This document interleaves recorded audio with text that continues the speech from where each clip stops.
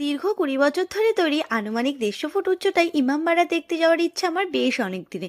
কারণ এখানে আছে একটি বিস্ময়কর ঘড়ি, আর একদম উপরে উঠতে ভীষণ রকমভাবে কষ্ট হয়েছিল, যেটা বড় ভ্লগে তোমাদের সাথে শেয়ার করেছি। দেড়শোটা সিঁড়ি পেরিয়ে উপরে উঠে কিন্তু গঙ্গার ভিউটা জাস্ট অসাম লাগছিল। আর দেখতে পেয়েছিলাম ৩টে বড় বড় ঘন্টা, যে ঘন্টাগুলো ১৫ মিনিট অন্তর অন্তর বাজে ২টি ঘন্টা, আর একটি ঘন্টা বাজে ১ ঘন্টার অন্তর অন্তর।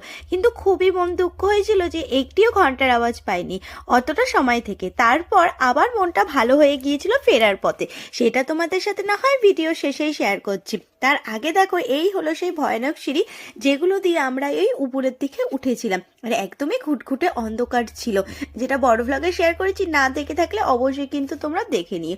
আর ফেরার পথে আমরা এসেছিলাম বড়মা হয়ে, আর সেখানে দেখতে পেয়েছিলাম খাদানের টিম, সাথে দেব আর ইদিকা পলকে। দেবকে যতটা কিউট দেখতে, তার থেকে তো ইদিকা পলকে আরো বেশি স্পিড দেখতে, এতদের মিষ্টি। মিনি ব্লগ ভালো লাগলে লাইক করো।